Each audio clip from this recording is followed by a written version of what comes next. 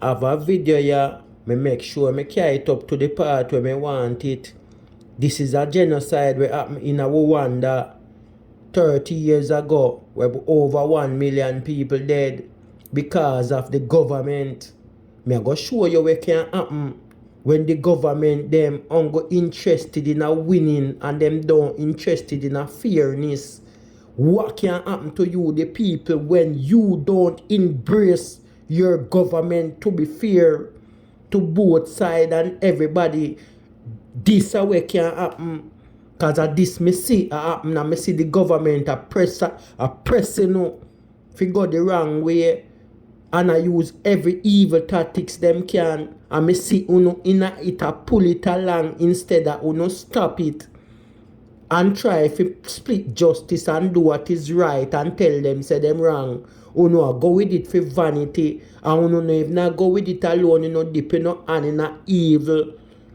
It tell me say no evil long time anyway, but me I go show you what can happen and me I go give you the whole full clip of that video here so you can see when things get out of control. Government no care about you. Him ongo care about himself and winning. Any man we ongo care about film party alone and no care about right or wrong and push down wrong things by your body man and lesbian and all different type of thing. It up to you to stop certain things and different truths and rights and honesty. Rwanda is holding observances to commemorate the 30th anniversary of the genocide in that East African nation, a 100-day killing spree that took 1 million lives. Rwanda has won praise for its rebuilding efforts, but democratic backsliding and conflict just outside Rwanda's borders have raised concerns over the country's future stability and fear among survivors of the genocide. Fred de Sam Lazaro has our report and a caution: the story includes language and images of extreme violence. The memories from 30 years ago, it seems, will never become distant in Rwanda. The horrors lurking just below the surface, in some places literally. Theodat Siboyantori brought me to this plot of land in Ngoma, about 3 hours from Rwanda's capital, Kigali. It's yet another saturated crime scene from which volunteers began removing human remains late last year. They're not done. Here there's a heavy roadblock. So there was a roadblock just here, Yeah, and people were slaughtered and buried here. exactly. He belongs to a local group of survivors of what's officially called the genocide against the Tutsi. The survivors group estimates that in just the last 5 years, up to 100,000 remains have been uncovered in mass graves. This one in Ngoma is among the more recent. The body count here, about 1,000 and counting. Like others in the group, Siboyantori, 14 at the time, somehow managed to evade the murderous mobs, along with one sister. But amid the panicked, terrified crowds, they were separated from their parents and 5 other siblings, none of whom survived. Have you been able to discover where they were buried? Not. Sorry. I can never... Stop a little bit. Me I go remind you know what caused this, you know. Politician on one side, a grant theme side favors and I make the other side suffer. And I saw cause this cause after him come out of power, the people them where him did a suffer start kill off the one them where him did a grant favor to until a plane crash kill him. Me I tell you no. So you can see through it as it go along. And when you defend your government and do wrong things and you not straighten it up, what can happen? It up to you, the people, if you say, no man, this not right, straighten this. Your government where you pay not supposed to tell you nothing wrong, teach you nothing wrong, or in a nothing where wrong. Oh. fathom what you went through. How do you keep from being angry? Because in Rwanda we have rules. Rules. So we can't, and that is the spirit from our president. President Paul Kagame, he says, has exhorted Rwandans to look forward, not back. Kagame looms large over every aspect of Rwandan life. In 1994, he led a force of exiles called the Rwandan Patriotic Front, or RPF, that defeated the genocidal regime, driving perpetrators from the rival Hutu tribe across the border into what is now the Democratic Republic of Congo. Hutus and Tutsis share the same culture, but under Belgian colonial rule, the wealthier Tutsis received preferential treatment in education and jobs. This 14% minority elite grew to be resented, and after independence in 1962 brought a Hutu-dominated government, many Tutsis, including Kagame's family, fled into exile. Years of periodic upheaval ensued. Then in 1994, amid peace talks, a plane crash killed the country's Hutu president, and hell came to Rwanda. You had a civil war and you had a genocide which devastated the country. The RPF leadership took over. They had a vision and they have implemented that vision. University of California professor Scott Strauss has written extensively about Rwanda. Much of that is amazing. Let's lead people to change the way they think about who they are. They should invest in development. They should forget about Hutu and Tutsi. They should think about themselves as Rwandan. The RPF banned the designation of Hutu and Tutsi, instituting a combination of restorative justice and reconciliation efforts. Economic growth has been robust, and social welfare indicators have improved markedly in literacy, public health, and female participation in government and the economy. I think the flip side for Kagame and for the leadership around Kagame is that effectively it's a dictatorship. Kagame won praise globally for bringing stability and development to a desperate nation, but he has increasingly ruled with an iron hand. You value national unity.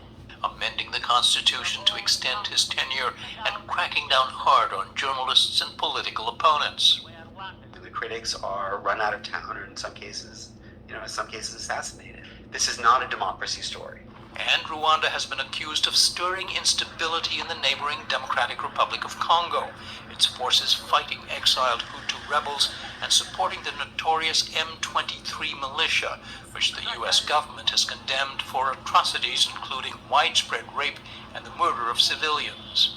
The RPF and Kagame, they came to power through rebellion by invading from Uganda. Their primary purpose is to secure the sort of zone around the country so that there could be no insurgency or rebellion that is going to invade from Congo or from a neighboring country that could destabilize Rwanda. At some point in time, there's going to be a transition in Rwanda.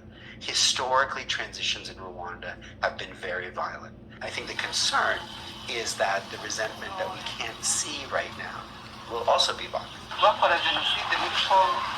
They're planning to come again and finish what they didn't finish in Rwanda, the genocide. Among survivors living near the Ngoma mass grave, there's constant fear of the Hutu groups living next door in Congo, of perpetrators with unsettled scores. We remember the genocide every single day, not only when we discover bodies, it's an everyday process. The toxic part of it, the most toxic part of it, is that it continues for generations. Amanda Akaliza, like most Rwandans today, was born after 1994, but she says they've inherited the post-traumatic stress with little guidance on how to deal with it. If I look back right now, my college years, I felt like I was constantly outside of myself, right? Because I always felt on high alert. It's like a fire alarm, going off in your system, but there's no fire. Have you guys ever heard of social anxiety? Having battled her own depression, she started an organization called Humeka to help young people grapple with their anxieties. There's stigma attached to mental health issues, so they connect through socially comfortable activities like this basketball camp.